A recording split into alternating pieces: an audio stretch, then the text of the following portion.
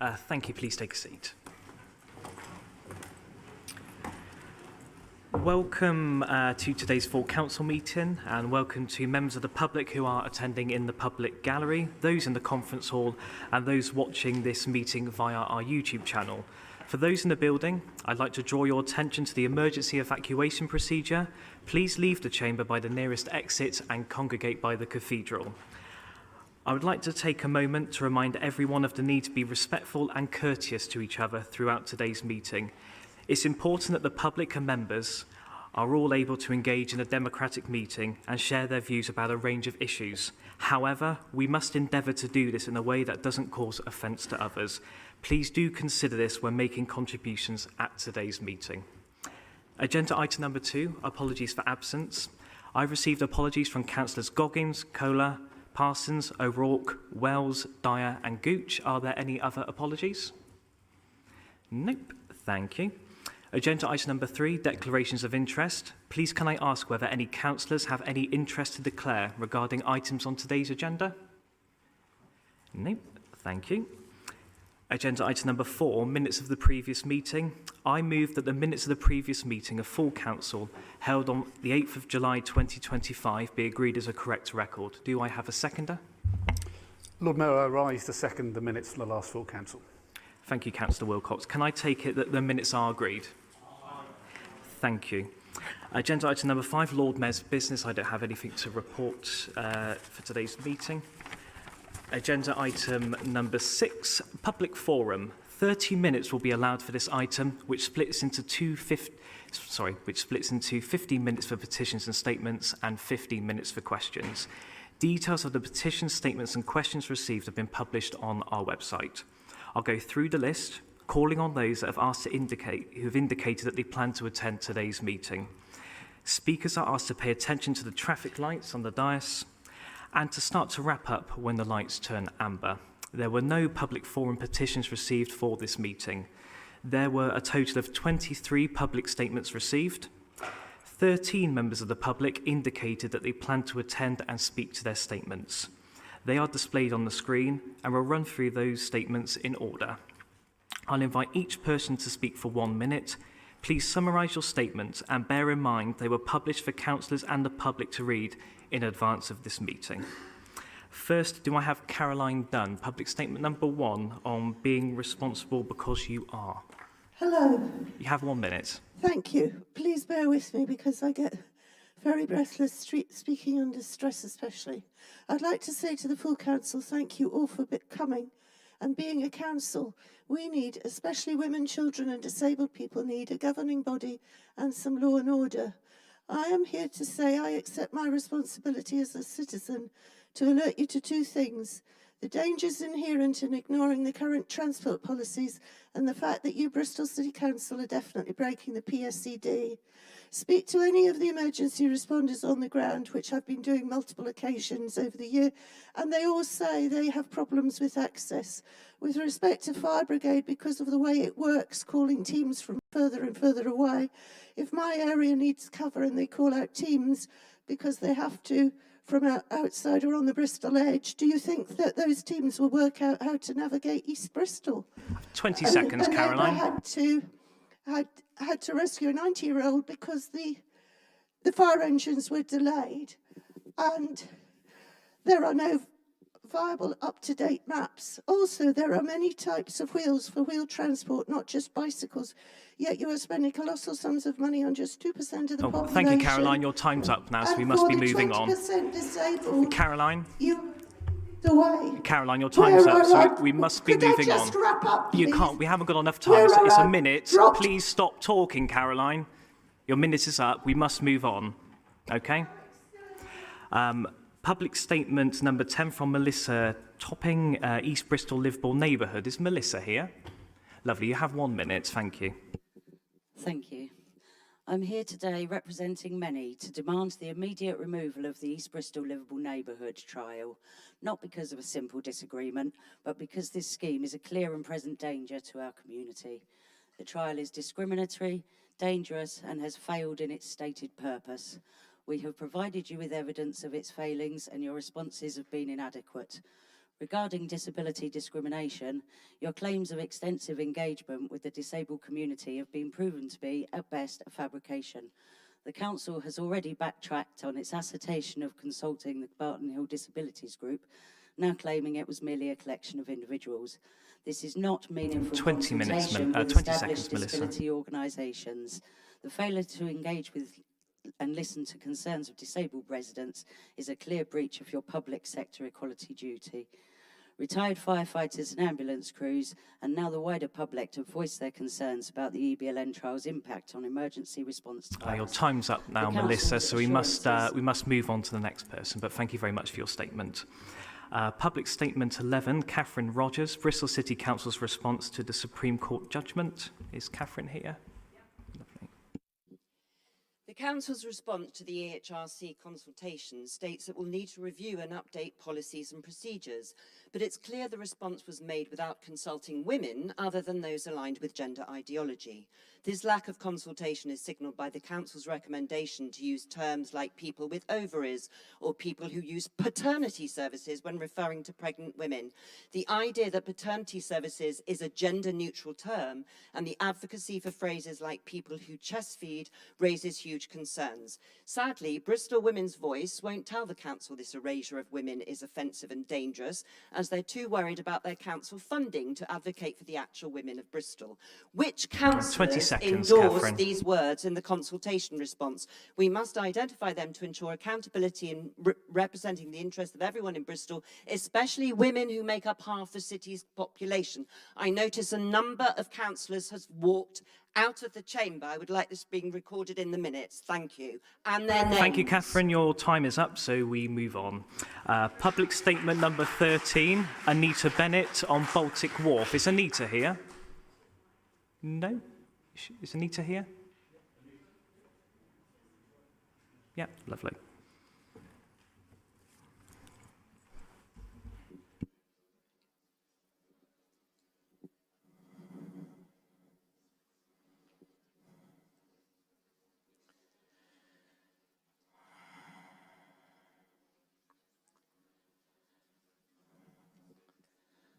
Well, that took a good minute or so, didn't it? I'm here to ask this council to buy back Baltic Wharf from Gorham Homes for the measly £1.3 million that they paid for it, which is a council property. And I'm here to support the golden motion for more play parks that the Labour councillors are wisely advocating for, because the permissions that have been granted for high-rise flats at Baltic Wharf have been built on lie after lie after lie. It's not a brownfield site, number one. Number two, it's a high-risk flood zone, and the Environment Agency only changed its mind with promises to contribute to flood defences. 20 seconds left. All that they're going to contribute to is like 1/10,000th of the flood defences. It's not too late to buy it back, to do the right thing. I'm reminded of the Save the Severn Beach railway line that took a lot of campaigning, but aren't we really glad that that line still exists? And I'm sure in a few years' time... Time is up now, I'm afraid. Okay, so thank you very much for your statement. Public Statement number 14, Elaine Hutton. Is Elaine Hutton here? Your statements on Bristol City Council's response to the Supreme Court judgment. You have 1 minute, please.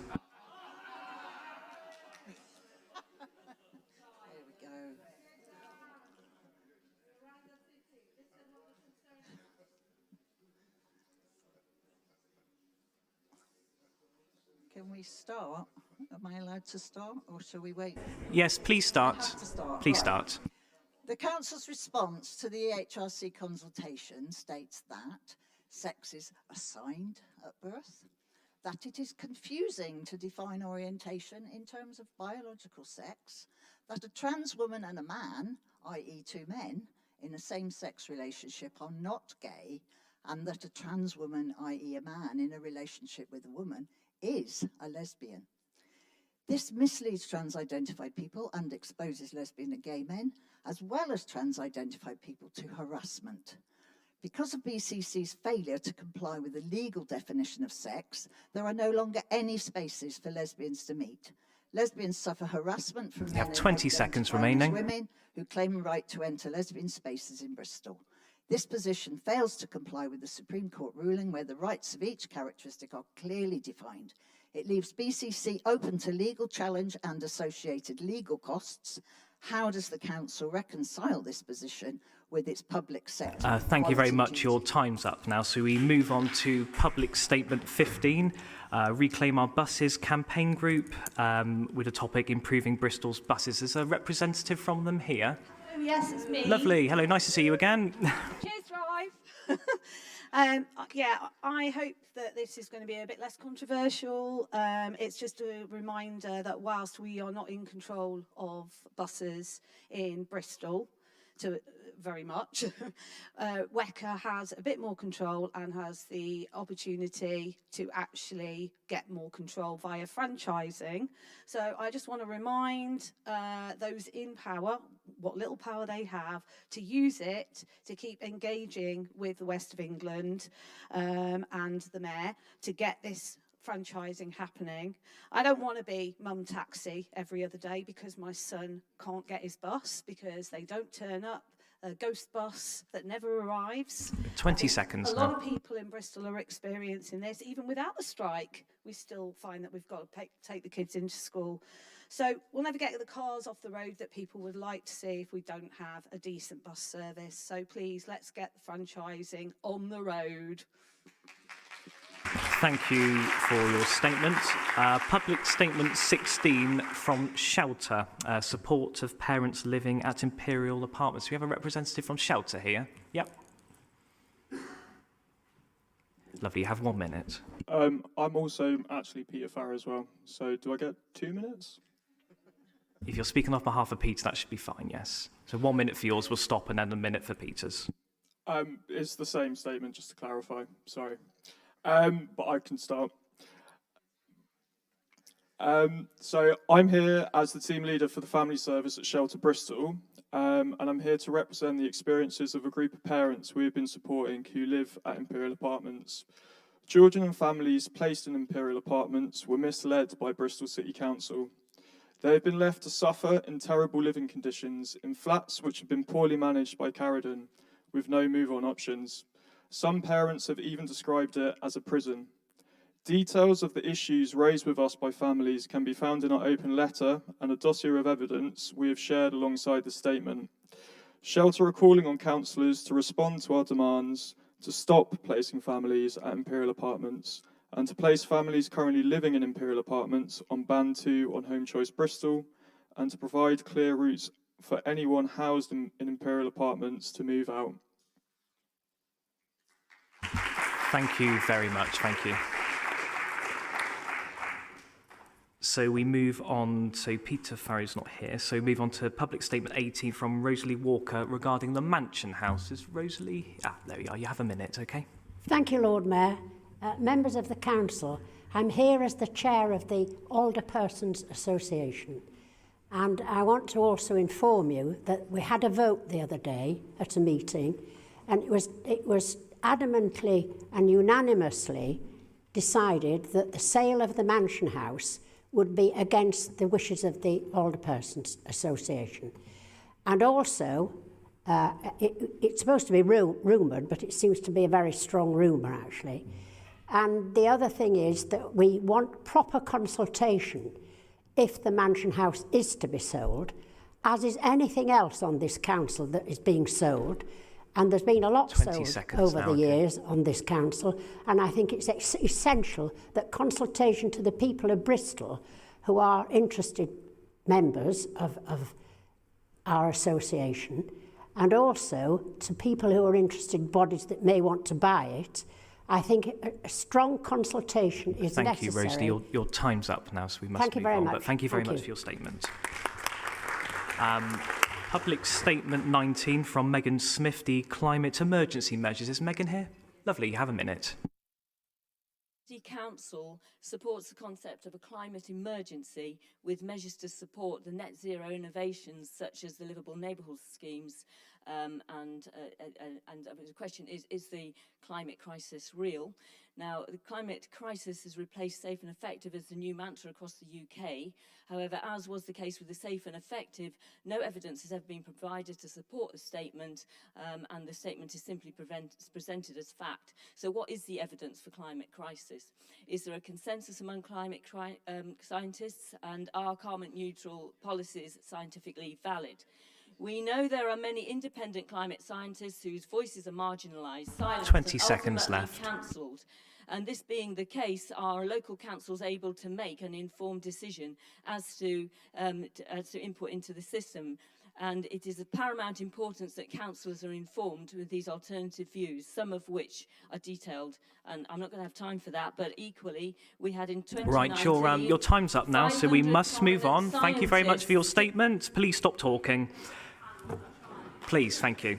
Public statement number 21 from Matt Saunders. Unforgivable, the Cumberland Road bus gate. Is Matt here? Lovely, you have 1 minute, thank you. Hi.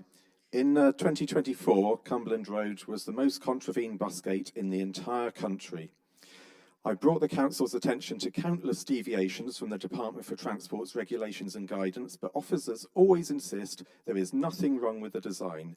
However, I've won more than a dozen appeals at the Traffic Penalty Tribunal, where adjudicators ruled against the Council on the basis of defective signage, their words. It may be that the bus gate's design flaws were genuine errors, but once those failures became apparent, many issues could have been successfully addressed at an early stage. But all involved have accepted no responsibility, claimed nothing is wrong, and swept all concerns under the carpet. 20 Managers, seconds now. executives and councillors have accepted false assurances, have allowed 76,000 people to be prosecuted. Genuine errors can be forgiven if they are acknowledged and corrected in a timely manner. That has not happened. That is unforgivable. Thank you for your statement, Matt. Public statement 22 from Dan Aykroyd. Greens campaigned on openness and transparency. Is Dan Aykroyd here? Lovely. You have 1 minute. I'm not sure what I should say, really. I mean, you campaigned on openness and transparency, and none of you seem to be outraged by the failure of the FOI system in Bristol. I actually feel quite bad for officers having to respond to FOI requests, because they apparently don't have any tools to handle them properly, and people are manually searching through inboxes, which is just not a proper way of searching for documents. But the system's also being abused, with council officers claiming exemptions for information that should be in the public domain. In particular, on the 9th of April 2024, a decision was made by officers that, in my opinion, should have been a key decision. That decision was taken in private. 20 seconds. That decision was taken in private, and FOI request for it has been refused on the grounds that decisions need to be allowed to be taken in secret and not published, which is just disgusting. Thank you for your statement. Public statement 23 is the last one we have here. David Redgewell, Public Transport Network Services. David here.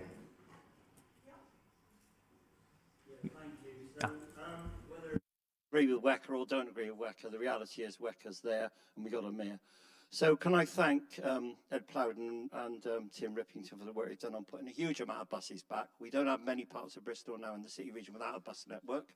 That's taken a lot of money, and just to remind you, we need £15 million just to stand still. Where's Tony Dyer? For the next round of money to spend at Wecker on buses. Franchising is not something we can immediately afford. I'm going to be absolutely clear on it. I'd love to do it. Now, the next thing is, I'd like to know where we are with the transfer of Lawrence Hill Bus Garage from Bristol City Council's ownership with Hengrove to Wecker, so we can start the 20 seconds, program. sir. So I want to see that. And then the other point I want to finally make, I am extremely concerned, I'm a member of TSSA and the rail unions, with the answer I've got about St Phillips Marsh. That's a major engineering site for railways in the southwest, including your own metro services. If we lose that through housing development, any of it, and Barton Hill, you will have those trains serviced. Thank you, David. Your time's up now. Thank you. So thank you for the public statements. We now move to public questions received. The questions received and written responses from the relevant committee chair have been published on the website. A list is now shared on the screens around the room. 18 questions were received from members of the public. 12 of those have indicated that they wished to attend. We'll try to cover as many questions as possible in the 15 minutes available. It may not be possible for everyone to speak, so we ask for your patience as we run through the questions in order. When I call on you, your question will be displayed on the screen. You're invited to ask a maximum of 2 supplementary questions based on the written responses you have received.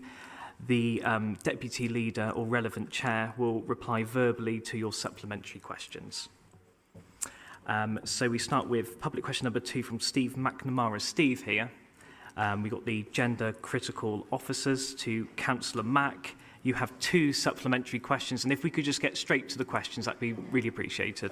I completely agree with the answer from the leader, but of course he doesn't even attempt to answer the question.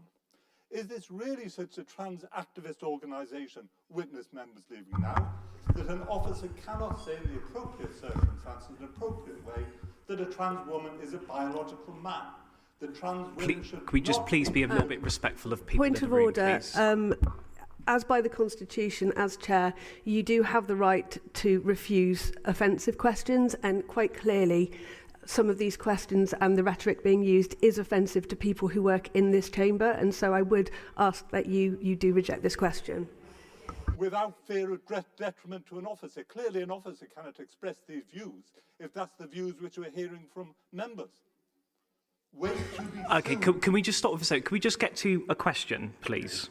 Is this such a trans activist organisation that an officer cannot express gender critical views without fear of detriment?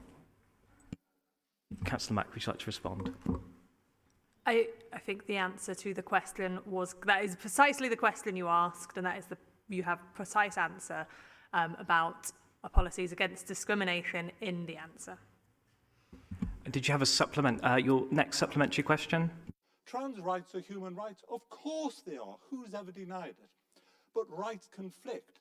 Do you think that there will be any conflict between a 6'3" trans woman? Please stop. No, that's incredibly offensive what you're saying, sir. Could you just please get to the question, please? All right. In a changing room, which Please be mindful and respectful of colleagues across the council. Please, can I have order in the public gallery? Please. Please. As a woman, I would like to answer this question, as it is my place, so I would appreciate that you stopped yelling over me if you would like me to answer the question. At a time where we are facing issues around community cohesion on many fronts in many ways, I must question the tone of these questions. They're clearly intended to divide and to hurt. As someone who was a public servant, I ask you to consider the pain experienced by the young trans and questioning people who would witness your questions and perhaps ask you that you reach out and talk to some of the people impacted. I ask you to consider the vulgar and offensive comments, especially around the bearded comments, judging women and trans women on their conformity to beauty ideals. This has an impact on all women, especially those young and transitioning. And I think that if you really consider that facial hair is the issue, whether it determines whether you should be in a female space or not a female space, I would invite you to come up here and look at the hairs on my chin. Thank you, Councillor Mack. Thank you, Councillor Mack. Please can I have silence in the public gallery? I've already asked you once and I will not ask again. Be quiet. We're now moving on. Thank you.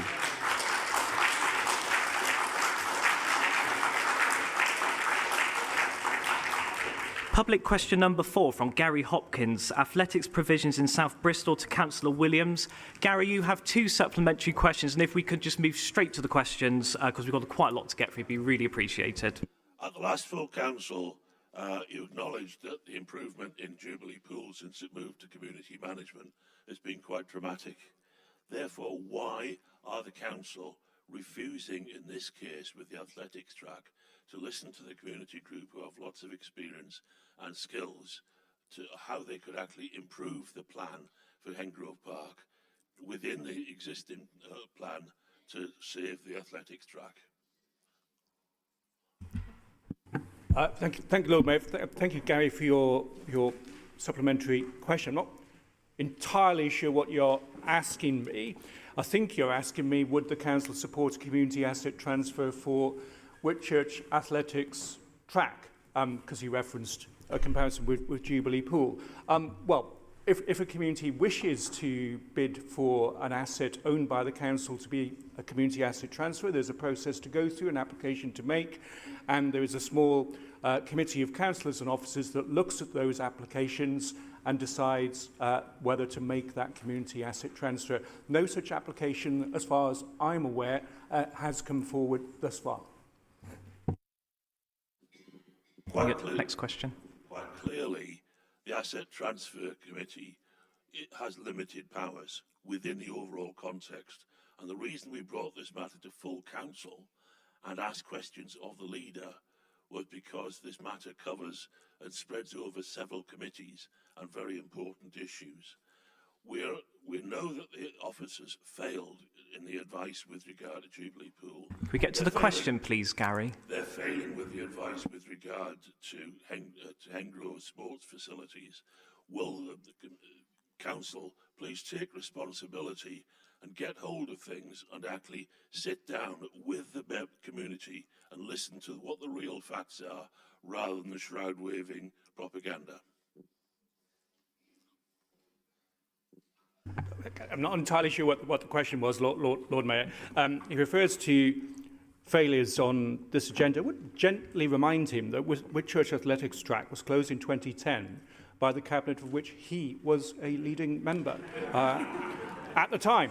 We have parted company since, but he must accept his own responsibility in that. Look, we have, to try and be helpful, Lord Mayor, we have a built facility sports strategy that is in early draft at the moment and will be the subject of consultation. I would invite him and everyone else who is interested in how we foster athletics and running and healthy sports in general in the city to contribute to that strategy. If they have an alternative for Whitchurch Athletics track and can identify how 140 affordable homes can be relocated elsewhere, we'd be pleased to hear it. Thank you. Those are your two questions answered, Gary, so we must move on. Public question number 5 from Jen Smith, Denmark Street consultation and disabled people, to Councillor Plowden. Is Jen Smith here? No? Okay. Public question number 7, Melissa Topping, East Bristol Liverpool neighbourhood, to Councillor Plowden. You have 2 supplementaries. Thank you. With regard to your response to question 1, the BDEF engagement took place with one person, not many people. The BCC Older People's Pavement Advisory Group doesn't seem to exist, although the Older People's Advisory Group does, is council run, so doesn't count. And again, Wessel were not consulted until after I alerted them, and also after implementation had started. The current audit taking place should have been done at planning stages and cannot replace that wasn't done. Could we get to the question, please, Melissa? It is unlawful for public authorities, including highways, to discriminate in the exercise of public function. There is a duty to make reasonable adjustments. Melissa, we're not making statements. Can we just get to the questions, please? You have breached the Equalities Act 2010 with EBLN in planning and implementation? No.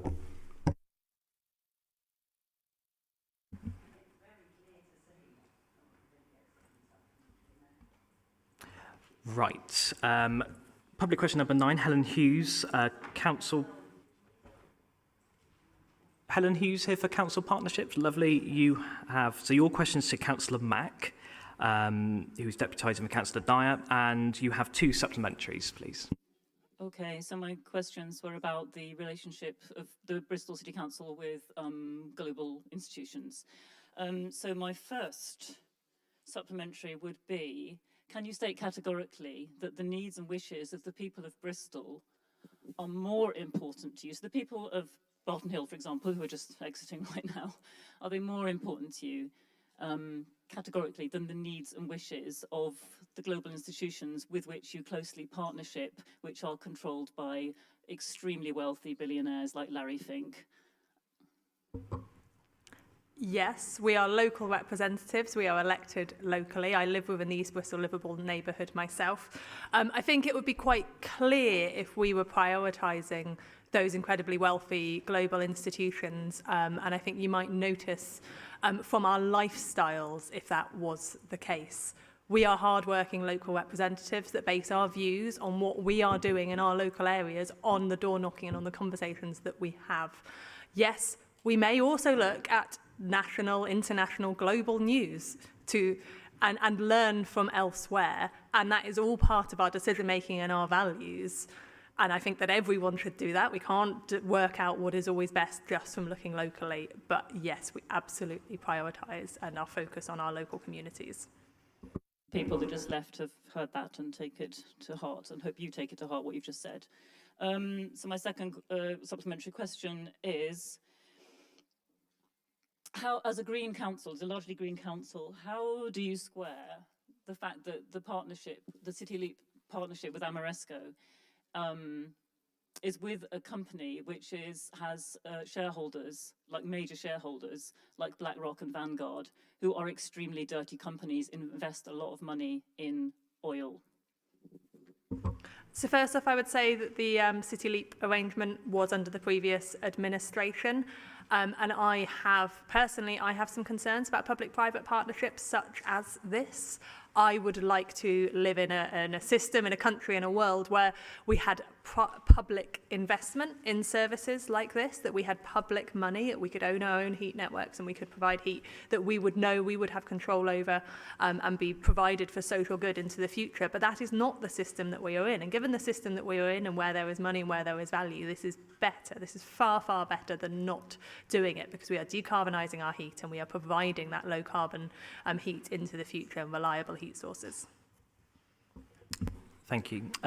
Public question number 10 from Matt Saunders. The tribunal rules Bristol bus signage is defective. To Councillor Plowden, you have 2 supplementaries. If we could just get straight to the questions, that would be really appreciated. Okay, my first question quoted 4 adjudicators from the tribunal who condemned the signage on the main route from Cumberland Basin as defective, and the council ignored all those adjudications and justified that by saying it had won other appeals. But of course, most drivers who appeal to the tribunal don't know technical information about signage and just say something stupid like, I've never even heard of a bus gate. So that's why the council wins those appeals. So the question is, in my recent evidence documents, I highlighted about 50 defects in the signage, and I sent a copy to Ed this morning. I don't know if you've had a chance to see it. These are all genuine, tangible issues. So my question is, as a general policy, in order to treat the public fairly, should you make the bus gate signage as good as it can be, or should you only do the bare minimum that the Traffic and Penalty Tribunal will allow you to get away with? I think officers take their duties very seriously. I think every single person that goes anywhere near a bus gate will have passed 2 signs. They may be a little bit high, they may be a little bit low, but if you actually look at where they've been placed, there's often other environmental factors which mean that you can't just slavishly follow the exact guidance that is contained with the Traffic Signs Manual and TSA GDR. So I think we do take your concerns seriously, and we are reviewing the signs, and actually in the next day or so you'll have something which will show how we're making those signs permanent. Okay, I can easily debunk any claim of local factors affecting signage issues, but anyway. The second question was about a 3-week period last October when an important bus gate sign was knocked down, and the council continued enforcement during a period it was missing and prosecuted 1,500 people. So my question is for the monitoring officer. In November last year, I notified you that enforcement while the sign was missing would be illegal. You did not reply to my emails and instead got your colleagues to treat it as an official complaint, despite the fact that your own complaints procedure does not permit allegations of illegal behaviour to be treated as normal complaints. One of your colleagues fobbed me off, claiming the bus gate was enforceable due to the presence Sorry, Matt, of other we're signs. Quite tight on time. Could you just get to the question, please? Yes, this Thanks. is it. But 2 adjudicators have confirmed that even considering those other signs, the information provided was not adequate if the main sign was missing. So 1,500 people were indeed prosecuted illegally. So how do you justify the council's behaviour?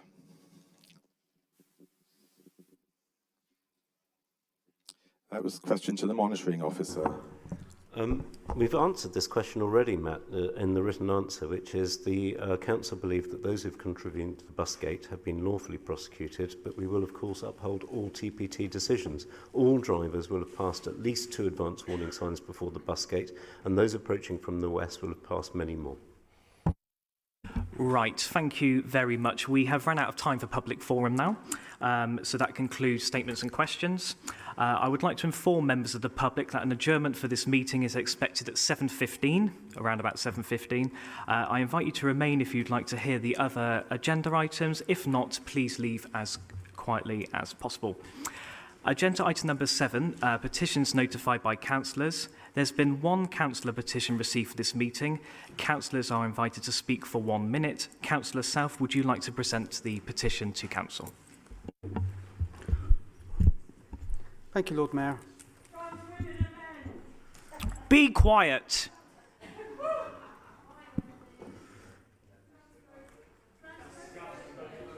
Can I have quiet in the public gallery when you leave? I did say to leave quietly, please. Councillor South, when you're ready. Thank you, Lord Mayor. Van dwellers have been living on a council-owned land in Southmead since January. It is a fact that this council destroyed a hedge to put the gate in that gave them access. It is a fact that the van dwellers moved there just days later.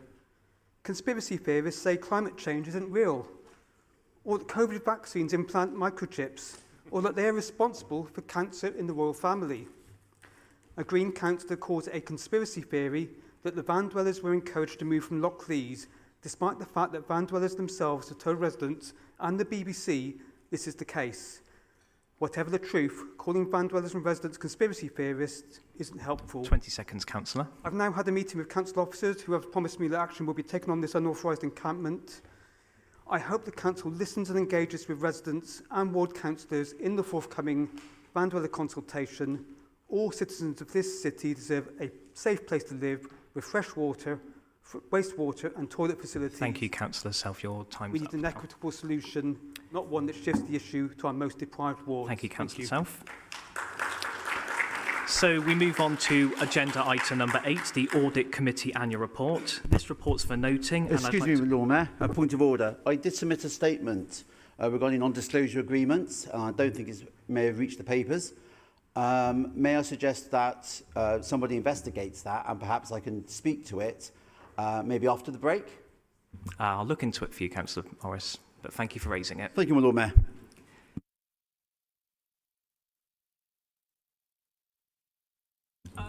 Councillor Morris, what do you think you submitted?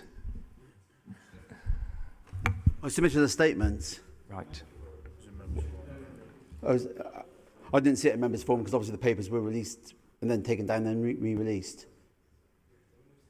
I'll look into it for you, Graham. That's fine. Right, agenda item number 8, the Audit Committee Annual Report. This report's for noting. I'd like to call on Councillor Rob Logan to present the report as Chair of the Audit Committee. Councillor Logan, you have 3 minutes. Thank you, my Lord Mayor. I rise to propose the Audit Committee's annual report. I'm very grateful to the internal audit team for their tremendous work over the last 12 months and to all members of the committee, independent members and members from all parts of this chamber for the spirit of collaboration and teamwork that has genuinely animated the committee's proceedings. Some of the more forensic readers of the report may notice the occasional similarity to the half-year report that members were lucky enough to receive earlier this year. But I'm sad to report that you will never have such joy again. We have taken the courageous decision to streamline the reporting procedures and lighten the administrative burden by moving to 1 annual report a year. And I thank Councillor Coombs for proposing that. Audit committees inevitably deal with a variety of different issues and findings, and these range from areas where improvement has been noticeable, such as my personal favourite measure, the sharply reduced number of procurement breaches, and areas where improvement remains necessary, such as compliance with social housing standards. But I'm very pleased to report that the overall judgment from our Chief Internal Auditor on the Council's internal control environment has improved from limited assurance to reasonable assurance, and I hope the Chamber will take that as evidence that the committee is doing its job. Thank you, my Lord Mayor. Thank you, Councillor Logan. I'd like to call on Councillor David Wilcox to speak on behalf of the Green Group, please.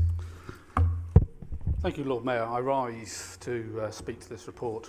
Firstly, I would like to thank the Chief Internal Auditor, Simba Mazari, and his internal audit team for providing detailed reports across the multitude of subject areas of the committee. Secondly, the external audit team from Grant Thornton, managed by Barry Morris. Thirdly, I would like to welcome our new independent member, Jo Williams.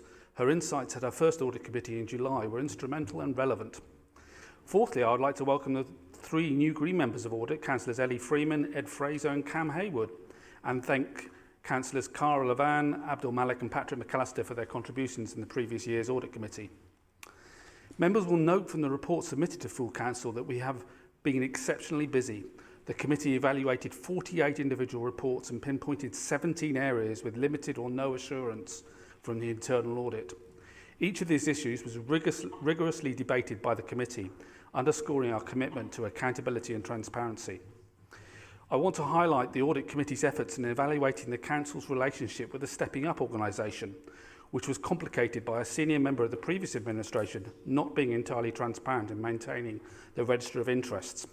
I urge members to update their declarations of interest promptly whenever their circumstances change to prevent similar issues in the future. Innocence is not an excuse.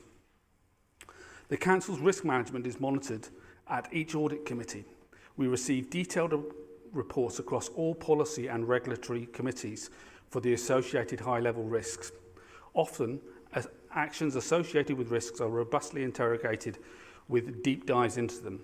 The Green Group welcomes the assertion at the July meeting that the policy needs re-evaluation after 5 years. Members should also be aware that the way the Audit Committee operates and reports will change under the new devolution bill currently progressing through the House of Commons. This will pose challenges to all members, not just those on Audit Committee. The Green Group concurs with the Chief Internal Auditor's annual opinion of reasonable insurance. Thank you. Thank you, Councillor Wilcox. I'd like to call on Councillor Nicholas Coombs to speak on behalf of the Liberal Democrat Group. Thank you, Lord Mayor. I hope we'd all agree that good governance pays for itself, and I'd like to illustrate this with some examples. So, as Councillor Logan observes and thankfully credits, there will no longer be a mid-year report from the Audit Committee. So questioning whether something is necessary can indeed save us from doing it.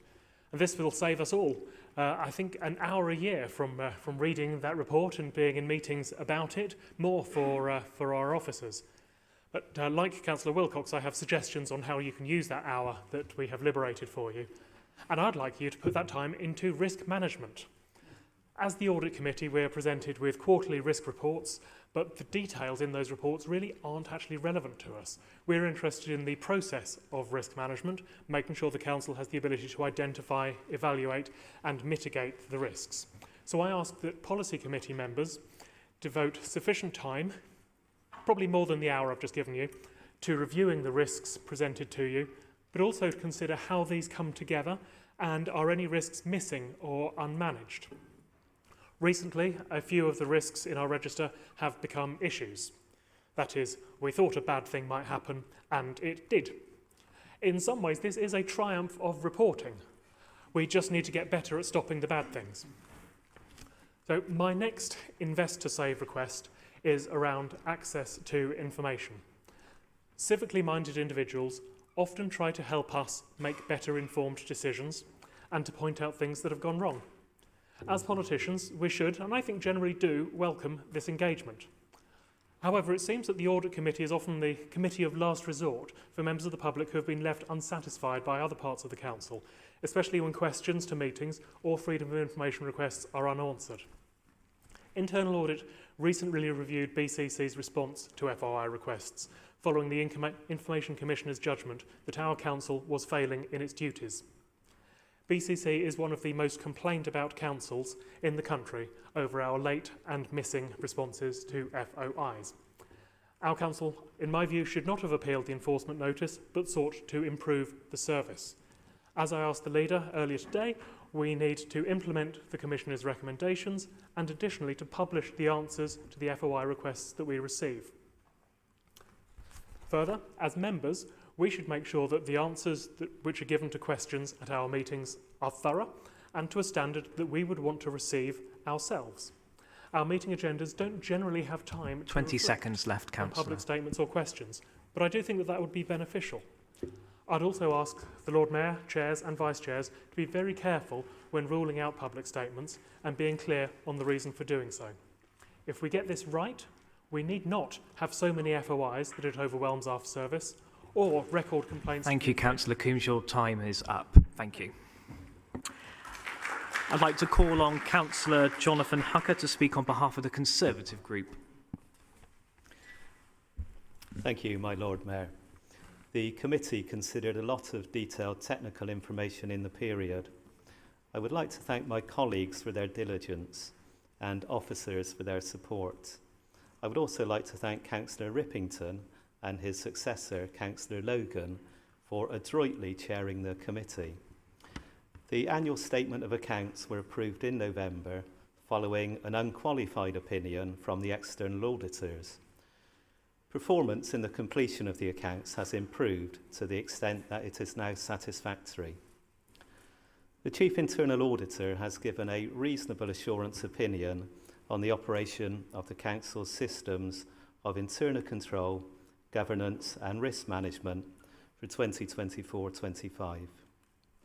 This is an improvement on the limited assurance opinion given for the previous year, which was unacceptable.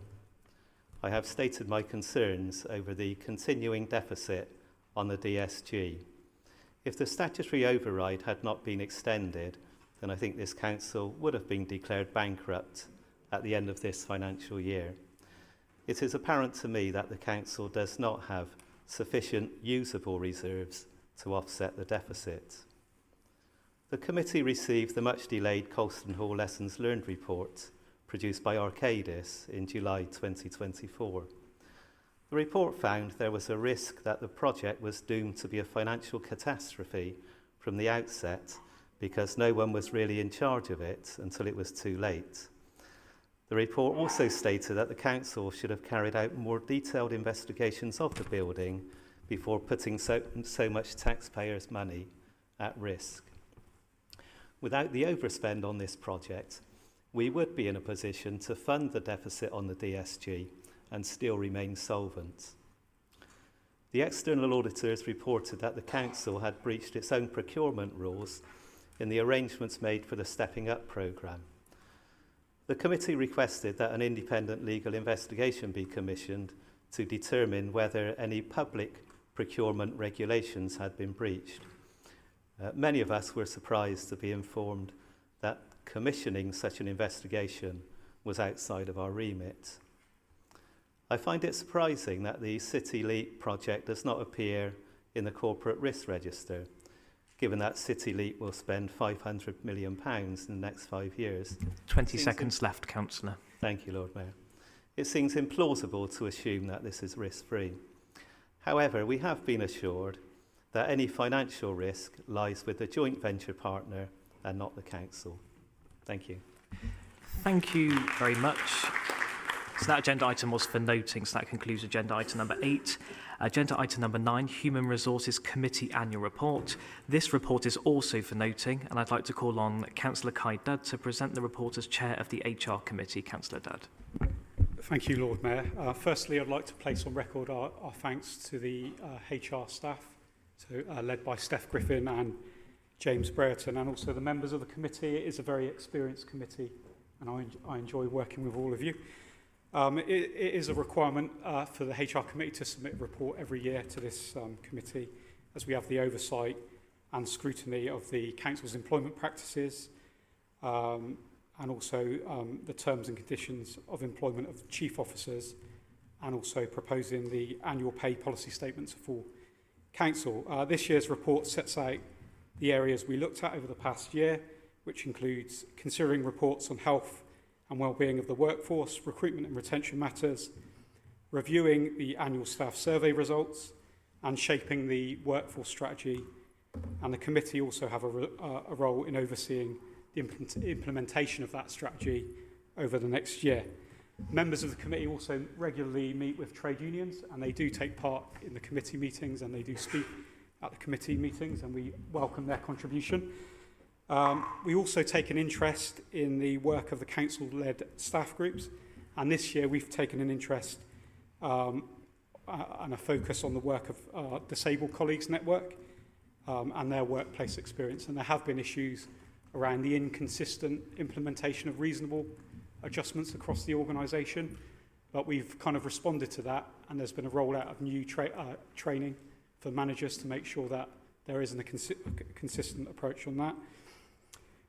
As I mentioned, we also proposed the annual pay policy statement this year, and there was a consensus on that for the first time since I've been on the council. Usually there are dissenting voices on that, and that's because we've been more transparent and included the pay of interims in the report this year. So there's progress being made, but there is work that we need to continue on. One thing that the disabled colleagues experience has highlighted is the workplaces and the quality of workplaces that we provide our staff. Obviously, we've got a very skewed view of working in this building, but do we provide the same quality of workplaces right across the organisation? And it's my view that we should provide a minimum standard of workplace to all colleagues, so that's our staff that work in depots or at Sandy Park. We really need to make sure that we're offering a quality workplace. And also the pay gap. So we've made progress on the race pay gap, but we've gone backwards on the gender pay gap and disability pay gap as well. So that needs to be a focus of the work of the committee next year or this year. So we're looking backwards. So thank you. Thank you, Councillor Dudd. I'd like to call on Councillor Tim White to speak on behalf of the Greens. Thank you very much. I'm going to be really brief because I think Kai's really outlined what this report's about. Just want to make 3 points. Firstly, just add to the thanks of officers and members for their involvement in the committee. Second point, I just really wanted to kind of big it up a bit, because it may not be a policy committee, but we employ £4,500 and the HR committee is really important. 4,500 staff, not pounds. And the HR committee is a really important role in scrutinising from equality and diversity to kind of career progression and our apprenticeship scheme, which is worth a shout out as well. So don't forget it's there, and it's quite an important committee. And just the final point, really, I just think following on from that, it does have some real impact. So over the last few years, we've seen some quite important things happen in HR. So, you know, we've seen the pay gap review, the pay gap between highest and lowest member go from 20 to 1 to 10 to 1, which has a real impact. That's really important stuff. You know, we've contributed to debates around things like the Avon Pension Fund. And as Kai said, this year we've really kind of looked at the pay policy and really clarified the position of kind of interims and consultants and got universal sign-up. And in even that champion of the workers, Comrade Eddie, has signed up to it. So I think with that, I shall commend the report to you. Thank you. Thank you, Councillor. I'd like to call on Councillor Josh Clark to speak on behalf of the Liberal Democrat Group. Thank you, my Lord Mayor. I will keep this brief. When this paper came to us, I thought, oh, I'll have a go with Copilot. I'll have a play and see if I can do something with that. And then I saw that it was just literally bullet points and very little, and I wasn't able to play with the new facility of Copilot, which I was a bit sad about, really, because I would like to practice and do a speech with that, but not on this occasion. As Kai summed up, we have been dealing with some really interesting things, and one of the issues we've been dealing with this year has been Sandy Park Depot, which is within my ward and Councillor Varney's ward of Brislington West. I nearly got that wrong then, didn't I? But it's been really interesting to find out about the diversity of workspaces. As the colleagues have said, actually we're used to working in the council house, we're used to the facilities we have here, but not all of our staff are working within the same facilities and the same sort of environments as us. And I think we need to be really cognizant of actually being a good employer and providing good resources and good outcomes for our staff. The other thing I really wanted to pick up on was actually the length of time that our staff stay with us. I was really surprised, actually, don't quote me, it's about 4.5 years is average. I was really surprised how low that was. I thought people stayed for much longer. And I think that's a lot of what we see in HR committees. It really reflects on the way that work has changed for people across the years, and we need as an employer to be reflective of that with our schemes for younger people, moving through what people need in terms of we need to be able to adjust for disability and changing home environments. So I think the HR committee is cognizant of those issues, and we need to be really on top of it and in front of those issues and have open and honest discussions, which I believe that we're able to do. Thank you very much. Thank you. Thank you, Councillor Clark. I'd like to call on Councillor Richard Eddy to speak on behalf of the Conservative Group. Lord Mayor, this relatively brief report actually says what it says on the 10. Being fourth member to speak, there isn't an awful lot to say you'll be pleased about. All I would say is I believe the committee has worked very well cross-party under Councillor Dodd's chairmanship. Can I also say thank you from the bottoms of my evil and black Tory heart for actually driving through the change in the pay policy this year. With the support of Councillor Y, I didn't believe it would be very difficult, so it proved, but actually it allowed us to all sign up to the paper for the first time for 6 years. Thank you, Councillor Eddy. That concludes agenda item number 9. Agenda item number 10, submission on council size. I'd like to remove this report and ask the Deputy Lord Mayor to second the report. Second, my Lord Mayor. Thank you. I'd like to call on Councillor Emma Edwards to speak on behalf of the Green Group. Thank you, Lord Mayor. I hope you've all read the report. This has been a really insightful process, and I want to start by thanking the officers who've guided the members through it, as well as the Local Government Boundary Commission themselves for their support. The Green Group took the opportunity to conduct a thorough examination of the role of councillors and how we can best serve the people of Bristol. And I want to thank Councillor Hayward, who's around, for his help in organising our work. Bristol is a growing city. Not only that, it is a diverse city, and despite what some people might say and think, that's what makes Bristol a great city. It's important that the council reflects this growth and diversity. Increasing the number of councillors to 76 is the first step in doing this. Gone are the days when councillors were primarily older people of means who had a bit of time to spare. We now have councillors of all ages, from all walks of life, who more accurately reflect this city, and we want to keep diversifying and being inclusive to all who want to stand. The people of Bristol deserve to have adequate representation by councillors who understand and share their experiences. Having more councillors helps spread what was revealed to be quite a heavy workload for what is technically still a part-time role. As part of this process, members completed a time survey, and results from this noted that casework has increased dramatically due to digital communication, residents being able to contact their councillors at the push of a button, and social media, making councillors more visible and accessible, which is a good thing. It is democracy. The complexity of casework, especially in wards of multiple deprivation, was also noted, as was the keenness for councillors to be even more involved in their communities. These technological and societal pressures are worse when we're under austerity, and councillors act as a safety valve to react against reduced public services quite often. So it's clear to us that as the city population increases, as it is predicted to do, we have to ensure that we have enough representation to adequately support this. Arriving at the number of 76 has been found through personal reflection by councillors, group discussions, evidence-based research looking at the figures of here and other places, and cross-party discussion and compromise, which are things that should always be celebrated and recognised as a positive in this chamber. This is only the first part of a wider process for settling on the new ward boundaries for the city, but we see it as a positive first step, and we look forward to more constructive work during the next phase. The Green Group commends this recommendation for approval. Thank you, Councillor Edwards. I'd like to call on Councillor Tom Blenkinsop to speak on behalf of the Labour Group. Thank you, Lord Mayor. I suspect a number of people in the chamber will be quite pleased to hear that I intend to keep this speech short and hopefully sweet. I agree with a number of remarks that Councillor Edwards has said, and I would like to touch briefly on the work that went into constructing this report, some of the implications, the content, and how we move forward.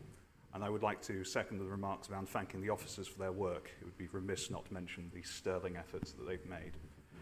As far as I'm aware, this may represent one of the very rare occasions when every party was able to agree on something. It is right that we have a robust discussion on what we want political representation to look like and on our principles. It is absolutely right that we have discussions about what would be best for our city in terms of its democracy and in terms of its services. I'm glad that we were able to come to an agreement that was based on methodical evidence and taking into account all the facts. Bristol is growing. It makes sense to have a number of additional representatives to keep up with current levels. I'm told there were some, again, robust discussions on that, but we've been able to power through.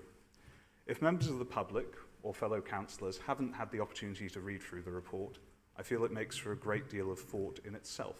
A number of pages discussed the role of a councillor, which Councillor Edwards touched on. It discussed what that role should fundamentally look like and how we should engage with communities. It contains a wealth of useful data, and I remain quite worried and horrified, frankly, to see some of the figures around deprivation that linger in the city. They contain much, the report contains much, that we have a duty to reflect on and a duty to act on. This is, however, just the beginning of the process, and I'm certain there will be plentiful disagreements when it comes to what Bristol should look like, how we think of it, what it is. As noted, our population growth is being driven by external migration, which makes us relatively unique amongst the core cities, and it is growing rapidly. Those factors need to be taken into account and taken into account early.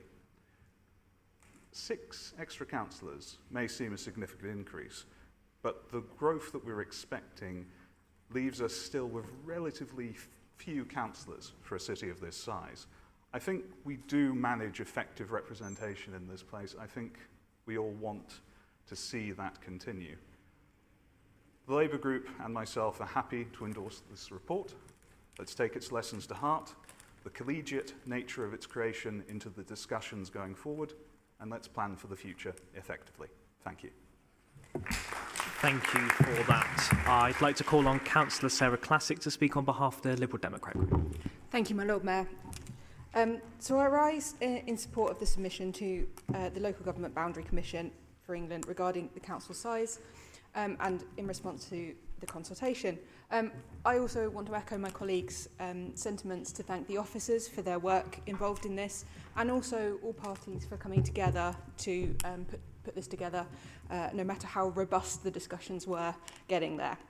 The last electoral review was nearly a decade ago, and since then our city has changed demographically, politically and administratively. After transitioning away from the mayoral model and embracing a more devolved committee system, the demands on individual councillors have increased significantly. We are no longer just representatives. We are decision makers, community leaders and policy shapers. And while we do not yet fully know how our work will be shaped under a leader and cabinet model, I doubt our workloads will significantly decrease. The call to increase the number of councillors from 70 to 76 is not a political indulgence. It is a practical necessity. It reflects the reality of the workload councillors face, the complexity of the issues we navigate, and the growing expectations of our residents. And I understand why some members of the public have called this into question and this increase, and I do understand that concern. But to be clear, the proposal is fair, reasonable and proportionate. A lower elected to councillor ratio means more time for casework, more attention to local issues and more responsive representation. It means councillors can be present in our communities and not just reactive to our inboxes. There are financial implications for that on this council. I understand that. The basic allowance for councillors is calculated on the assumption that this is a part-time role with voluntary hours. And in a city like Bristol, with rising living costs and housing pressures, the model could be exclusionary. If we want a council that really reflects the diversity and lived experience of our city, we must ensure that the role is accessible to all, and not just those who can afford to volunteer their time. Each councillor brings unique expertise, perspectives and passions. Increasing our numbers strengthens our collective ability to lead, to scrutinise and to serve. It is an investment in better governance, better democracy and a better Bristol. So I urge everyone to support the submission and ensure our city is equipped to meet the challenges for generations to come. Thank you. And that's how you write a co-pilot. Thank you. I'd like to call on Councillor Mark Weston to speak on behalf of the Conservative Group. I have a horrible feeling Cancer Classic has just underlined how old I am. When you said that we have no idea what it's like to be under a cabinet and leader model. Oh, I've been here too long because I remember that model. It is very different, actually. It's more similar, to be honest, to the mayoral model, particularly if you're an opposition backbencher. So if you were around in that bit as a backbencher, you'll sort of have an idea. You are correct. I mean, we're going to rise and we're supporting it today. When you say there was some robust discussions, actually, there's a relatively grown-up discussion. We presented arguments, we had a debate, and we compromised on a number. This wasn't like there was a knockout, drawn-out fight. And in the end, the common sense, this actually is a standstill proposal, because it's roughly the same number of electors per councillor as now. Now, that will slightly increase the cost of councillors, but the reason for that is obviously the population and taxpayers is also increased with it. So it is a standstill proposal. The alternative, as has been suggested, is you end up with councillors representing even larger and larger areas. And let's be honest about it, large swathes of the population kind of wonder what we do anyway. Our reputation isn't the highest as politicians. It's roughly on a level with sharks. But to be honest, they're not quite sure which one eats their own young and which is a big fish. So yeah, they'll work it out. So our reputation isn't the highest. So diluting it to make us less responsive by having more electors, fewer councillors, isn't really an option if we want to have any form of democratic representation. So we do support this proposal. The real bun fight, ladies and gentlemen, colleagues, is going to be when we try and draw the boundaries up. But I'm sure we will all agree with each other and it'll be completely harmonious. But please refer back to my earlier comments of sharks. Thank you, my Lord Mayor. Thank you, Councillor Weston. The recommendation is shown on the screen and is in the report in your agenda pack. All those in favour say aye. Aye. All those opposed say nay. The recommendation is approved, and that concludes agenda item number 10.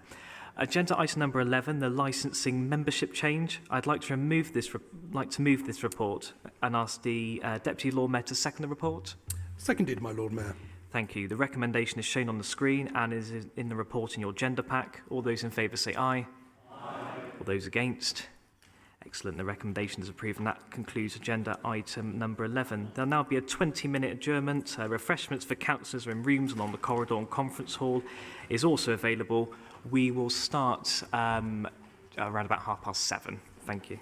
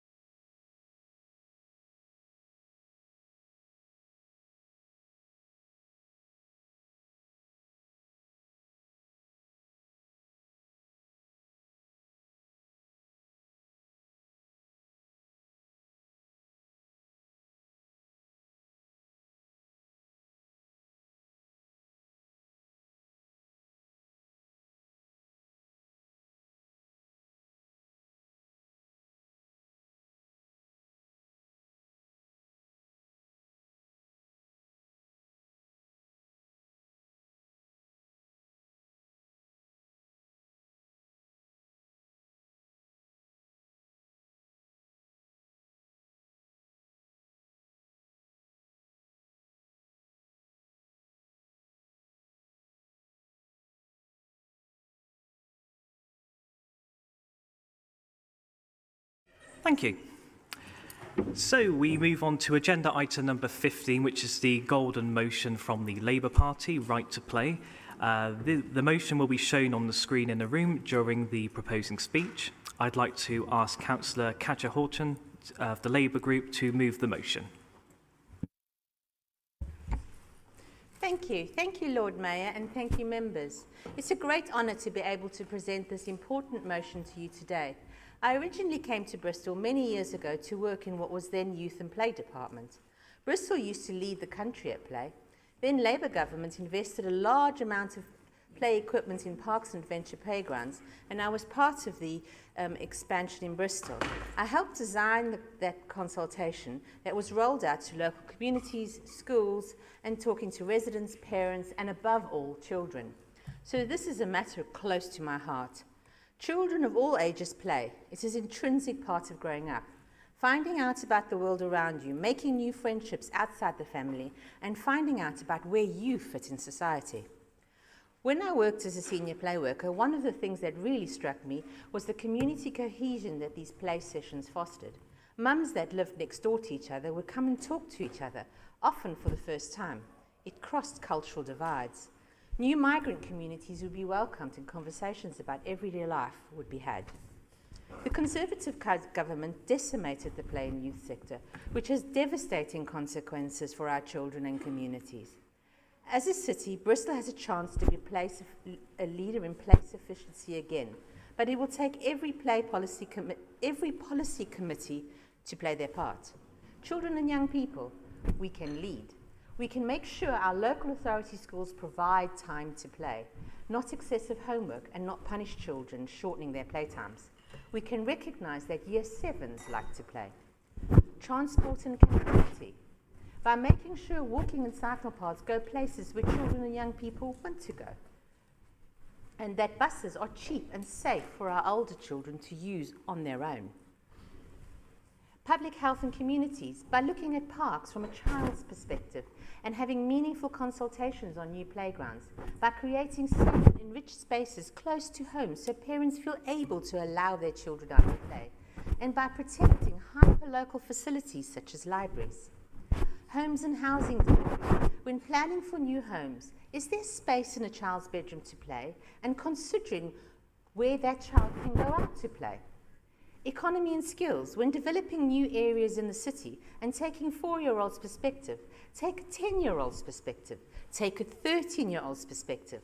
Where can we go out to play, meet our friends without costing us money?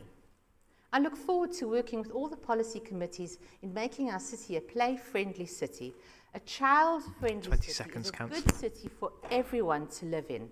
As an old saying in Vienna goes, if you build palaces for children, you tear down prison walls. Thank you. Thank you for your speech. I'd like to call on Councillor Lisa Durston to second the motion. Thank you, Lord Mayor. Article 31 of the UN Convention on the Rights of the Child is clear. Every child has the right to rest and leisure, to engage in play and recreational activities. Yet after years of underinvestment from the Tories, too many of our children are denied that basic right. During COVID lockdowns, while children were missing out on play, socialisation, isolated at home, we all remember Boris Johnson partying in number 10. As a parent, I've seen that the shadow of those lockdown years is long, particularly for young people's mental health. Those years cannot be returned, but we can make sure we learn from those difficult lessons and become a society that prioritises play, well-being and equity. Children growing up today face unprecedented challenges, from the pressure of social media to online bullying, to a decline in face-to-face social skills. When young people tell us there's nothing to do and nowhere to go, they're not just talking about boredom, they're talking about missed opportunities for connection, growth and well-being. That's why the new South Bristol Youth Zone, brought forward by a Labour administration, has the potential to be so transformative. For Philwood, Hartcliffe, Bishopsworth, Hengrove and beyond, it will offer safe, affordable activities, mentoring and community, a lifeline in an area of the city that has been neglected for far too long. But we know that every child across Bristol should have the right to play. protected, whether that's a safe green space, a youth club, or simply being welcome to kick a ball around without being told to move on. The government's recent announcement of 88 million for youth services and out-of-school activities is a real opportunity and one that we cannot afford to miss. Bristol must be ready to take advantage of that investment by listening to young people themselves and designing the spaces and facilities they want and need. Ultimately, this is about equity. Lack of accessible play hits hardest in our most deprived communities, the very same communities already living with the worst health inequalities. Inactivity and isolation feed poor health and unequal life chances. If we want a fairer city, then play cannot be an afterthought. That's why this motion matters. A play sufficiency strategy will make sure Bristol isn't just paying lip service to the right to play, but actually delivering it in every community, for every child and young person. Play is not a luxury, it is a right. It's how children learn, grow, connect and thrive. I am proud to second this motion and I urge my colleagues here tonight to support it. Thank you. Thank you very much. We will now hear from speakers on the motion. I'd like to call on Councillor Christine Townsend to speak on behalf of the Green Group.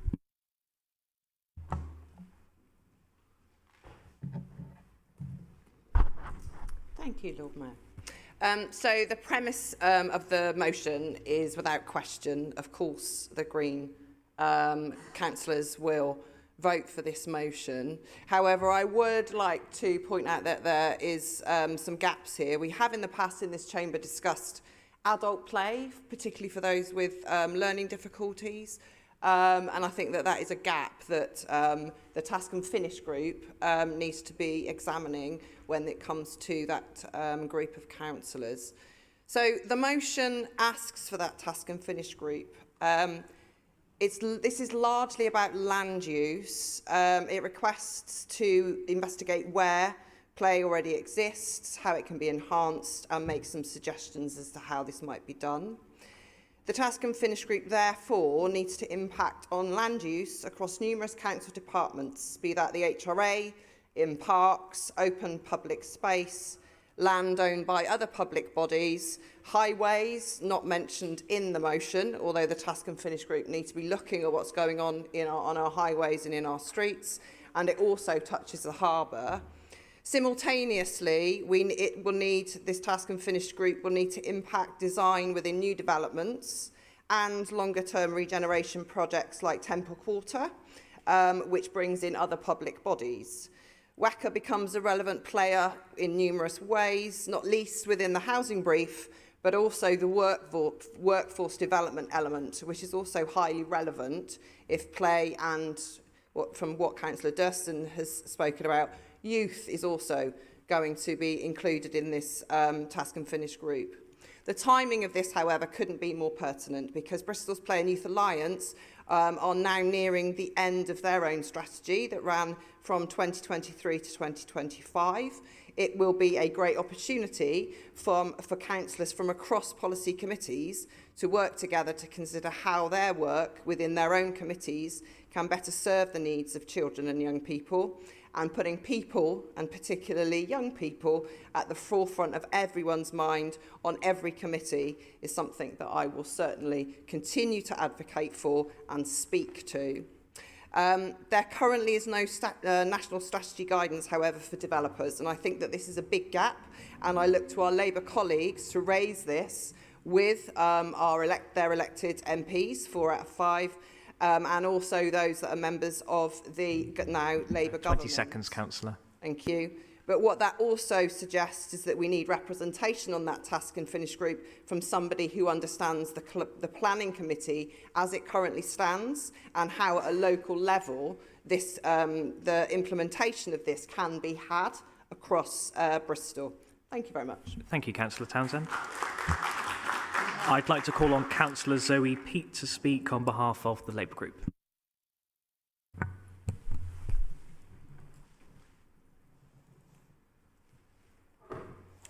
In preparing for this speech, I did some research on the importance of play in a child's development, specifically outdoor play. And honestly, the findings weren't that surprising.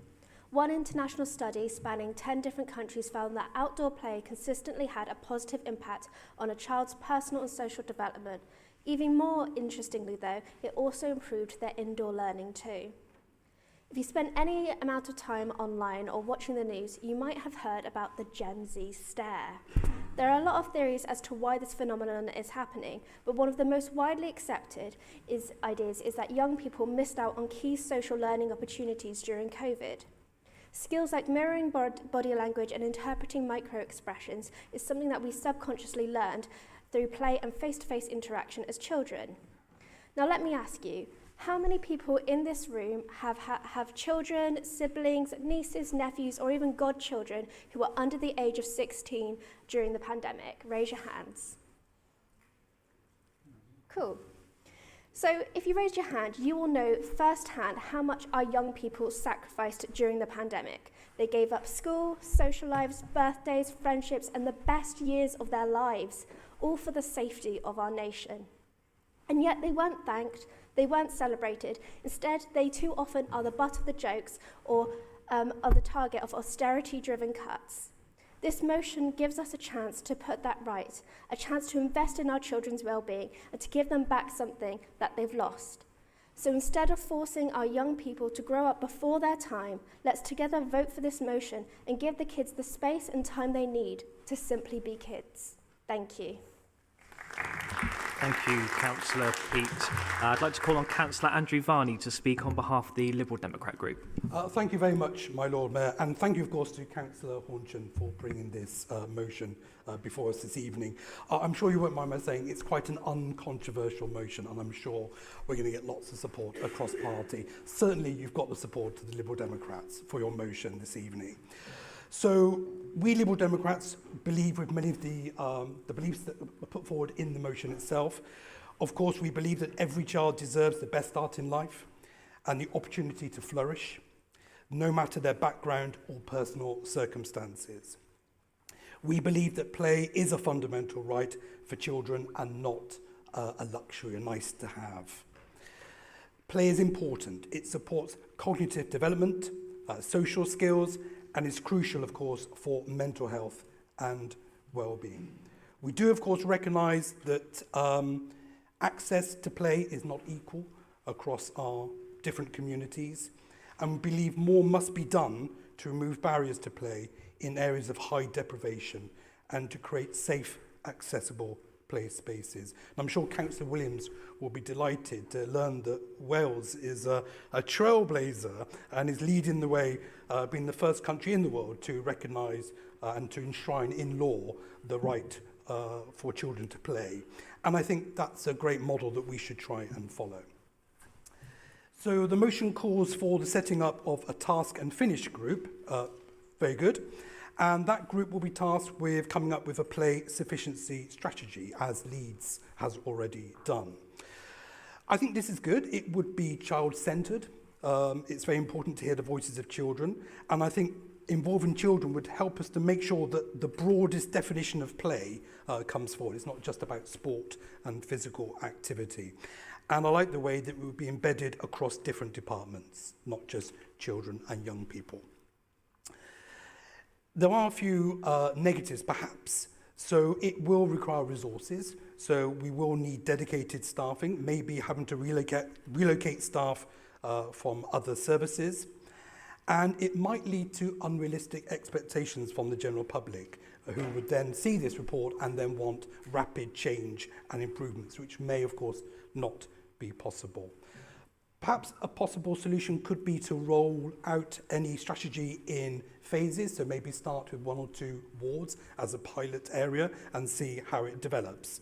And of course, we should make use of all the fantastic organisations that are already doing amazing work with our young people in our city. Ultimately, though, 20 seconds left, Councillor. Oh, I didn't think it was going to take so long.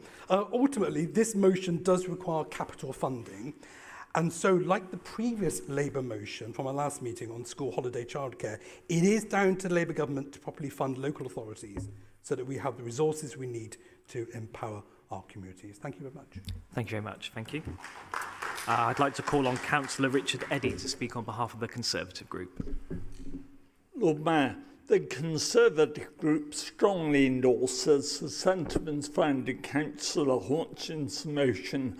We certainly agree that the provision of children's play equipment should feature far more naturally in the capital investment programme, especially given the emphasis placed on growing local communities. The issue found expression last year in the relatively quiet cul-de-sac in which I live in Bishopsworth. Several local children of both genders very politely and quietly had regular games of football in the end of the vehicle turning point of the cul-de-sac. They were unfailingly polite and responsive, and one often waved at them and slowed the car around and turned. But one household took grave exception, involved the police, and actually raised various concerns. Fortunately, the majority of residents took the view that it was far healthier for them to play out of sight than to actually retreat to their bedrooms and console themselves with their digital devices. Whilst welcoming the sentiments found in this motion, personally I do find it galling, even hypocritical, to receive a lecture on these points from the same political party which during the mayoral regime of Melvin Rees did everything possible to undermine investment in children's play. For example, in Bishopsworth, almost a decade ago, almost £60,000 was planned for actually investing, revamping a children's play area in Highridge. This, in common with other citywide schemes, was acted in the summer of 2016 by Marvin Rees. 5 years ago, ambitious plans to provide a children's play area in Ilchester Green, Bedminster Down were dashed when in fact the Parks Department massively inflated the cost to account for savings they had to make in their budget. Of course, 20 this seconds is left, not Councillor. the first time when Bristol Labour tried to score political points against the current administration, when under Marvin Rees, cuts were made in service delivery. Can I humbly remind the Labour group, in the words of the old political Time's up adage, now, Richard, okay. you can fool some of the people some of the time, but you can't fool all of the people all of the time. Thank you, Councillor Reddy. Councillor Hodgson, would you like to respond as mover of the motion? Yes. I'm really grateful that most of the political parties tonight are supporting this motion. I know it's not a very controversial motion normally. However, even though we keep saying we should do something for the children and we should raise aspirations for children and we should have a child-friendly city, it doesn't always happen, and that's happened almost all over universally in the world. I will have to push back on respectfully on our Conservative member's speech. The cuts came long before Marvin Rees was actually in power, because I was in the department, and they were really swinging. And one of the main reasons they were cut is because play and youth wasn't statutory, so they were cut, as lots of other non-statutory service were cut. And they were really badly cut right across the country, and we see the results now with knife crime, increased mental health problems, all sorts of things about young people, and also attainment, really, because I worked in deprived areas and I could tell, and then I became a school teacher after I lost my job through the cuts, and I could see in deprived areas that the kinds of things I used to do in the playgrounds and also at the youth centres would help young people in school to learn the lessons. They would have more knowledge of the world and other things in it, and more experiences, which they could then use at school. And that's one of the biggest differences you see between deprived and non-deprived children at school. yeah, otherwise, I'm very pleased that everybody else is supporting this motion, and I'll be very happy to talk to every committee to see how we can do a cross-committee working group, because I think that's really important. Thank you very much. Thank you. We move. This will be an e-vote. Please ensure you are in your allocated seat so that your vote is recorded accurately. You're voting on the motion and the vote will be open for 15 seconds. Please vote now.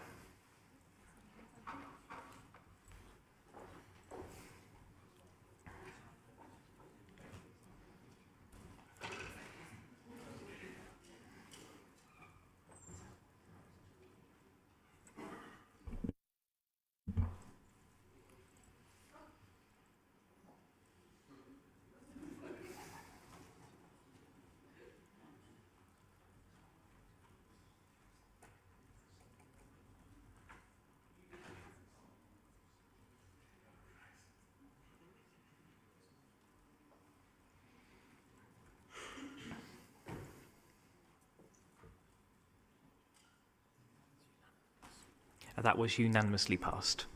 Thank you.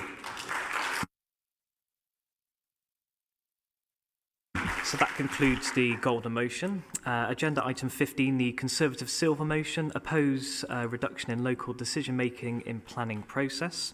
The motion will be shown on the screen in the room during the proposing speech. I'd like to ask Councillor Mark Weston of the Conservative Group to move the motion. Thank you very much, my Lord Mayor. We are truly through the looking glass today, colleagues. We have Heather currently acting as Tony. We have Richard currently being Barry Parsons and defending the administration. We've got Labour and the Greens agreeing with each other. And later on, I'm going to quote from Friends of the Earth. We are through. The planning infrastructure brought forward by the current government is with the best of intentions.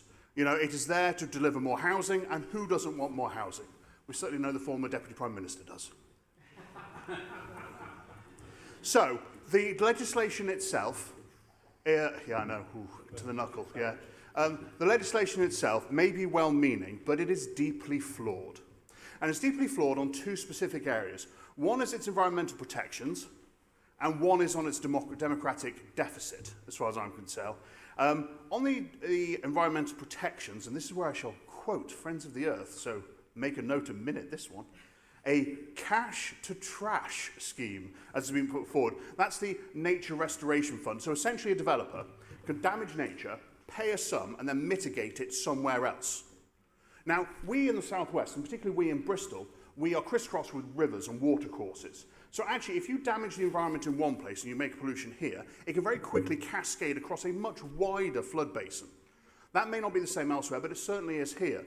I firmly believe that actually if you're going to damage the environment, you should mitigate it there and then. It should happen in the area that it happens, rather than it can go off somewhere else. It weakens existing nature laws and removes the legal requirement for developers to avoid that harm to nature. And actually, it's not just me saying this, it's the Office for Environmental Protection. Now, before the summer, the government did bring forward some amendments. But actually, the Office of Environmental Protection comment was the bill would still lower protections. That's its direct quote.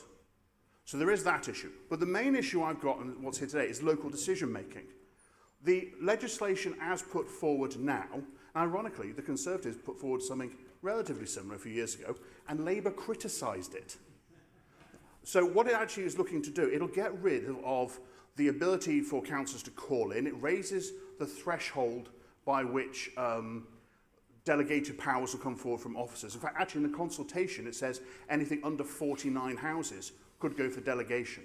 Because the important thing here is the government will set centrally what things are going to be delegated and what aren't. I firmly believe 20 seconds, Councillor. That decision-making process should sit with us as councillors. Because what is the point of democracy if the public are starting to be excluded from the committees and councillors can no longer impact a decision? We actually need to be working together. This bill is flawed, and I hope colleagues will send a message to government that we all collectively think so. Thank you, Mark. Thank you very much. Thank you. I'd like to ask Councillor John Galandris to second the motion. Thank you, my Lord Mayor. I rise to second this motion and endorse the comments of my colleague Mark Weston. I too have serious concerns about the Planning and Infrastructure Bill. Whilst the bill is presented as a bold step to get Britain building again, it is in fact riddled with weaknesses which threaten our communities, our environment and the very principles of democratic planning. One of the most troubling aspects of the bill, as Mark Weston has pointed out, is its centralising tendency. It proposes a top-down model that sidelines local voices and undermines the role of elected councillors in shaping development. To quote Wendy Morton, the bill drives a coach and horses through accountability, steamrolling over local people and giving them no meaningful say in how their communities evolve. Colleagues, this is not reform, it's disenfranchisement. The government argues that it has to be ambitious, but as the previous Housing Secretary found to her cost, there is a huge difference between ambition and naked greed. Nothing wrong in building more houses or wanting more houses, but how you achieve your goal matters critically. Cutting corners, ignoring advice, and thinking only you know best can produce disastrous consequences. Fail to plan, and you plan to fail. There is a saying in the commercial world that imposed targets inevitably lead to dysfunctional behaviour. New housing should not be just about numbers. Quality matters, or we risk building the slums of tomorrow. By prioritising arbitrary housing targets over thoughtful, place-based planning, the bill opens the door to soulless settlements that ignore local heritage, context and community needs. We all want homes for first-time buyers, key workers and young families. Of course we do. But surely we want the right homes in the right places, shaped by the right principles, not concrete boxes imposed by central diktat. Despite the government's rhetoric, the bill weakens environmental safeguards. It allows developers to pay into a central nature restoration fund rather than mitigate harm locally. This undermines the principles of local environmental stewardship and risks irreversible harm to biodiversity and local habitats. Even with the recent amendments, the bill fails to guarantee that nature protection measures will be in place before development begins. In Bristol, where green spaces are few and much needed to mitigate our urban landscape, this is especially concerning. In summary, the planning 20 seconds, Councillor. In summary, the Planning and Infrastructure Bill is a missed opportunity. It could have empowered communities, strengthened environmental protections and delivered homes that enhance, not erode, local character and amenity. Instead, it centralises power, weakens safeguards and silences local votes. I urge members to support this motion. Thank you. Thank you, Councillor Galandris. I'd like to call on Councillor Guy Pompney to speak on behalf of the Green Group. Thank you, Lord Mayor. We face a profound crisis in housing. The bill sets out bold targets, 1.5 million homes, 150 major infrastructure projects, clean energy and growth. And behind those headlines are provisions that weaken democratic accountability and weaken environmental protections. The bill centralises decision-making, restricts councillors' ability to call in applications for scrutiny, and allows developers to sidestep local concerns through off-site mitigation, as my colleagues have mentioned. In short, it takes power out of the hands of local people and hands it to corporate interests. When local voices are overruled, when greenfield sites are sacrificed, trust in our system withers. Our communities have been abundantly clear through development control. We need stronger local controls over planning. The Green Party has always held, and always will, I hope, that decisions should be made as close as possible to those affected. We councillors are the democratic link between residents and the futures of our neighbourhoods. Evidence from the Local Government Association shows again and again and again that local decision-making delivers better outcomes at a lower cost. If we want to deliver housing, the answer is really simple. Empower councillors with the resources they need to deliver it that's sustainable, affordable and shaped by communities. At its heart, this crisis is not just a shortage of housing, it is wealth inequality. As the wealthiest 1% have accumulated ever more capital, they have deployed it by buying assets and above all property. And we see this most clearly in the rise of new build buy-to-rent blocks of flats. And they don't expand affordable options. These developments consolidate more and more of our city's housing in the hands of investors. So despite all of the cranes on our skylines, rents rise. Young people get locked out of ownership. More homes end up generating passive incomes for the portfolios of the wealthiest 1%. Building cannot increase supply enough to reduce prices because people demanding homes cannot compete with billionaires demanding more assets. We'll get growth from this bill, but will entrench and worsen wealth inequality. We will raise the cost of living. We'll funnel money out of this city and into tax havens. Our task as democratic representatives is to ensure that new housing is built to meet real need, not to feed speculative markets. That means protecting those democratic oversights, ensuring genuinely affordable housing is delivered and not just promised. So we as Greens support this motion. It is pro-democracy, it is pro-community, and it is pro-fairness, and I'm as surprised as anyone. But let us send a clear message to our MPs. Planning reform has to empower communities, not silence them. We have to protect nature, not trade it away, and we have to confront inequality, not entrench it. I will end with a quote, and a quick one. The delivery of new, truly affordable homes must be pursued through a locally led planning system with public participation at its heart. Not my quote, Labour 2021. So I look forward to them living up to those promises in government and on this council. Thank you, Lord Mayor. Thank you, Councillor. I'd like to call on Councillor Tom Renard to speak on behalf of the Labour Group. Thank you, Lord Mayor. And by the end of the last Labour term, we had the highest levels of affordable housing for 20 years in this city, as a reminder. Schrodinger's Tory, calling for red tape to be cut across the board while opposing any efforts to actually do it. But as we've seen for your motion wanting to scrap the use of hotels for refugees and asylum seekers after the Tory government set them up in the first place, your appalling record in government doesn't seem to cross your mind much anymore. And before going any further, I want to be clear. We are a city of sanctuary. I welcome the work this council has done and continues to do to support refugees and asylum seekers in our city who contribute so much. The Labour Group condemns the deeply divisive Tory motion on immigration, along with some deeply offensive transphobic comments during public forum this evening. Respectful debate is fine. When it crosses the line, which it did tonight, it is not. We need to focus on fostering community cohesion, not stoking division. 14 years of the Tories in power was a country left broke and broken, and I can see why you wouldn't want to dwell on that. We're voting against your selected motion today. The planning system needs fixing, and we back the government's plan to do it. Although I appreciate we may be outvoted by the so-called anti-growth coalition this evening. To be clear, councillors have and will keep significant powers around development. Councils draft and approve their city's local plan, which allocates land for development. If a site is included in a local plan, it will likely be built on. If it's not, a lot less likely that will happen. Straightforward enough, right?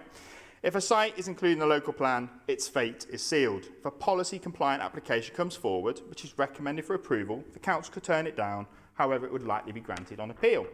So it's interesting that Councillor Reston, in the motion, cites Brisington Meadows as an example of a top-down planning decision. And I'm reminded of a recent discussion of films at full council, namely Twisters. The fate of Brisington Meadows was all but sealed when the council allocated it for development in the first place, in 2014, back before there was a Labour mayor. Now, did I vote for that local plan? No, I wasn't a councillor then. Did the Labour ward councillors for that area or their predecessors? No. So who did? Well, this is where the tale gets interesting. The motion proposer, Councillor Weston.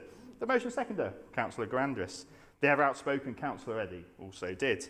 And for a final twist, so did Councillor Fodor, now Green Party Chair of the Environment and Sustainability Committee. Another U-turn it would seem, becoming a bit of a habit for this administration. So there's something to be said about those in glass houses throwing stones. It's absolutely right the Labour government sets out to get Britain building, deals with tricky reform and invests in social housing and council housing too. A record investment of £39 billion, no less. 20 seconds, This Councillor. national government is also taking forward bold plans to tackle the climate and nature crisis through improving biodiversity and creating GB energy, which includes backing community energy projects. Cannot afford to let the UK stagnate for any longer. Let's get Britain building again so we have the homes we need that are fit for the future. Thank you. Thank you. I'd like to call on Councillor Andrew Brown to speak on behalf of the Liberal Democrat Group. Thank you, my Lord Mayor. So not a lot of people know this, but Councillor Weston and I are both fans of the NFL.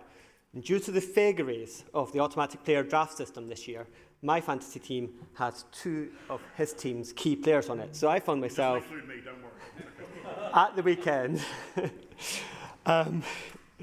At the weekend, I found myself cheering on the same team as Mark. It's most disconcerting, and as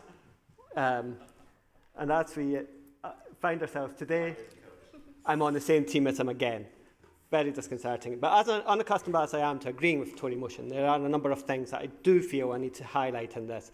Brithington Meadows is one of them, and Tom has given us a partial history of Brithington Meadows, but it's only partial, because the previous administration, the mayor, done the dirty on the residents in the vicinity of Brithington Meadows, done the dirty on the local councillors in Brithington East at the time, done the dirty on their MP there. And the decision was also made under the Conservatives' version of the NPPF by agencies controlled at the time by a Conservative government. The current government could, of course, reverse the decision through its agency, Homes England. And perhaps now that the local MP is no longer bound by collective responsibility of the government, she can be a bit more forthright in calling for that. But on the substance of the planning bill, the bigger challenges that we as a city face are not in the process of consenting to development, but in the ability of the market to deliver the units that are consented. So it's right to highlight some of the things that are problematic in the proposals that focuses on the planning consent system, but doesn't focus on the rest of the planning and development system. We don't want to throw the baby out with the bathwater. On centralisation and calling procedures, we as a council have pushed back on some of the proposals. And I think for all those who are concerned about the state of public debate and those who whip up cynicism about politicians and the decisions that we make, we really should be concerned about anything that reduces the opportunity for members of the public to be involved in the decision-making process and it reduces local accountability for those decisions. We cannot impose decisions on communities. We and developers of new homes must work with local residents to enable that the developments we desperately need benefit both the new people moving into those developments, but also existing populations. 20 seconds left, Councillor. Just on centralisation, I'll move on, actually, sum up. So the problem with delivery in Bristol is not the consenting process, and that's why we're working as a cross-party viability working group to explore the issues with delivery in the city. We'll be working with WECA, the Thank you, Councillor. Your time's up now. core cities and the LGA to address these problems. Thank you. Councillor Weston, would you like to respond as the mover of the motion? Oh, yeah. I think the biggest thing that the public have is hypocrisy in politics. The local plan working groups, which have all created our local plans, have done a remarkable job at getting cross-party support. So I think what they have an issue with when it comes to the likes of Brithington Meadows is when you say something before an election and then do something different afterwards, or you say something knowing you can't deliver it. Or you say something in Parliament when the Labour Party moved an Opposition Day motion in 2021 that called on the government to protect the rights of communities to object to individual planning applications. The Planning and Infrastructure Bill destroys that because it stops a lot of things going to the Planning Committee in the first place, and it stops councillors calling it to those committees. There is a real problem here. If you set the bar at 49 houses, whatever it is, you can have highly controversial and inappropriate development below that level. Planning isn't just about hard numbers. It's about the character and the community and the neighbourhoods in which you're doing that development in. So I'm delighted that there seems to be support here. I'd argue that Labour, you need to reflect on this because you said one thing in opposition and you're doing something very different now you're in government. I look forward to the vote, my Lord Mayor. Thank you, Councillor Weston. We move to the votes. This will be an e-vote. Please ensure that you're sat in your allocated seats so that your vote is recorded accurately. You're voting on the motion and the vote will be open for 15 seconds.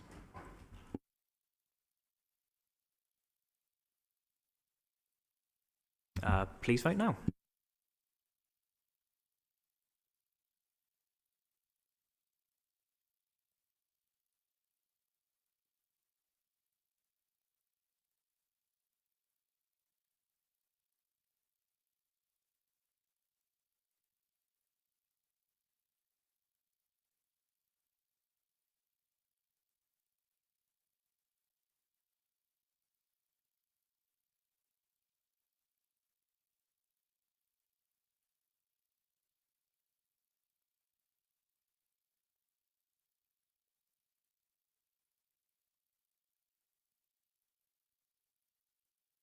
So the results from you have 41 for, 19 against and 0 abstentions. So the motion has been passed. Thank you. And that concludes today's meeting. Thank you very much for attending. The next meeting of full council will be held on Tuesday, the 4th of November. Thank you.